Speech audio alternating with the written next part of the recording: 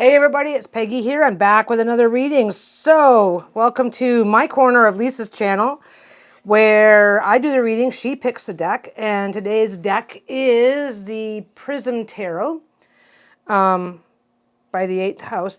Honestly, to get more information on the deck, to get more information on these decks themselves, hopefully Lisa will have been putting deck information in the description because I am not the collector of the family. So I am just the person who has never given up the guidebooks. I think I do pretty good. I remember most of the cards to one degree or another, but I'm just shuffling right now. This is kind of how I end up shuffling, just because my hands are not very big. So I'll rifle them a few times and I'll start shuffling, and maybe I'll just flip them every now and again because I do read with reversals. So make sure the card is well mixed up. I've already been shuffling for a couple minutes before I turn the camera on because, you know, let's get the shuffling done before I have a chance to wreck things. So without further ado, we're going to get into this week's reading for the collective. And as always, I let the universe guide me. So I will do 3 cards. And generally speaking, I stop at 3 unless I think I need another card for clarification.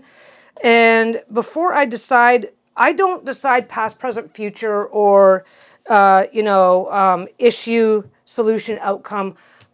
I don't do them. I don't. If I'm doing a reading for me, I will focus on that. When I'm doing a general reading, like, hey, what does the universe want me to know? When I'm doing that kind of a reading, I don't focus on any of that until I've had a chance to look at the deck. So I'm looking at, we've got the High Priestess and the Empress, number 2 and number 3. This deck does not come with a guidebook, but there are keywords on the cards. So I always try to take that into consideration. If I'm really having a hard time understanding what a deck means, then I will go get a different guidebook, like the kitchen table tarot. I think that's one of them. I will do that sort of thing, but I'm going to do it without today because this kind of looks pretty obvious. So normally finding this is really interesting. So these 2 cards are important to be aware of going into the week. This is the week. That's how I'm seeing it. So usually it would be like, this is the important card and these are mitigating that. And it's kind of still the same thing.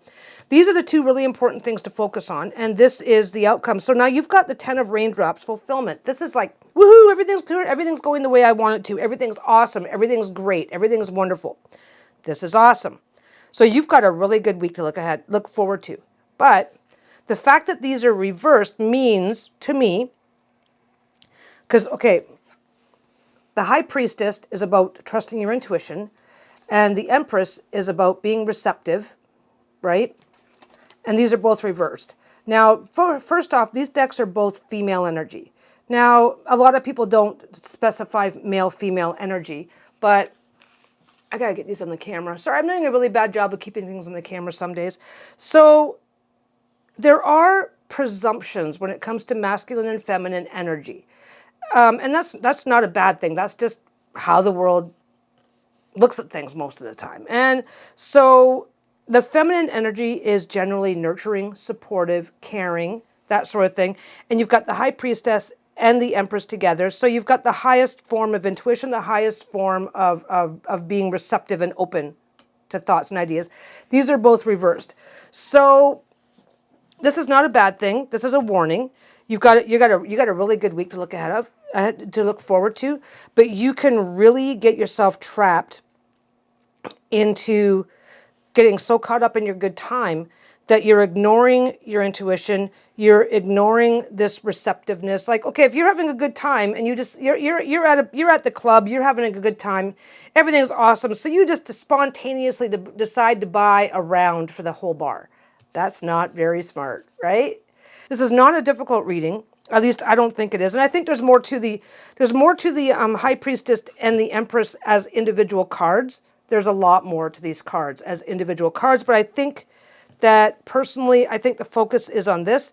You could end up going from, I'm having a good time, this is great, to being very self-centered this week, to your detriment. It's always great. It's always great when you get this card. And like I said, just be aware that these are best done as positive attributes rather than their negatives. I don't think it's much more involved than that. I really don't. I think this could actually be a very, very short reading all by itself. And again, when you see a card in the reverse, it doesn't mean you're not listening to your intuition. You're not doing this. You're not doing that. But, my intuition says that if I tell my wife a lie, she'll probably believe me. That's a negative aspect of intuition, right? So you've got to be aware of that. The Empress being receptive, receiving.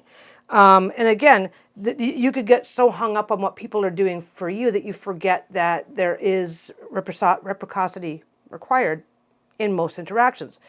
My wife can come home and give me a gift and I can go, oh, thanks, and then just walk away and leave her feeling insulted. Just because I didn't show, receiving without gratitude is its own thing. But I am focusing on this card. So yeah, you've got a good time coming up, but you could have, you have the risk of becoming self-focused to the point. Yeah, efficiency, and that's the Fool. Take the leap. So yeah, the Fool is like, yeah, enjoy your good time, just be aware. Apprentice of Gems is efficiency, so it's also a be aware in this context. It's like, yeah, go out and have a good time. Don't worry about it. Go out and have a good time. Just don't let this shit happen to you and relax. Relax while being aware. Relaxed awareness. Does that make sense? I don't know if that makes sense. I don't know if that makes sense at all, but that's how I see it. You've got a good time coming your way. But yeah, these could end up being expressed as negatives if you get so caught up in your own good time that you kind of get, I don't know, it's like your kids are in the pool, they're having a good time, they want to come, it's like, okay, but it's time to go home and have dinner. No, I'm having a good time. It's like, oh, now you're a problem, right? It's not a horrible end of the world type of thing. And yeah, take the leap. Take the leap, but engage in some awareness.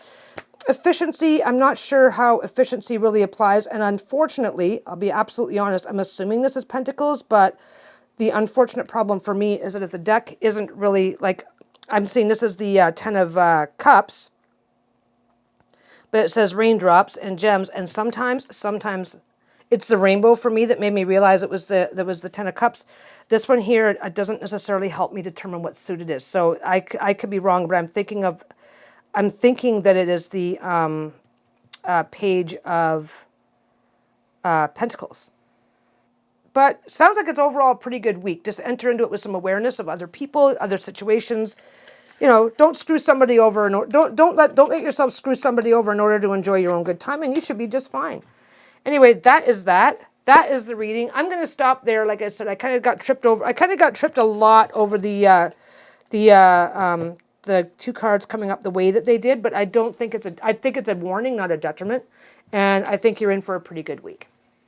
Okay. In the meantime, like, subscribe, ring the bell, do all the things. Don't forget to comment. I do love to hear your feedback, especially, it's kind of weird, especially if you don't necessarily agree, because I love to see alternate ideas, alternate concepts, and alternate ways to approach the same reading.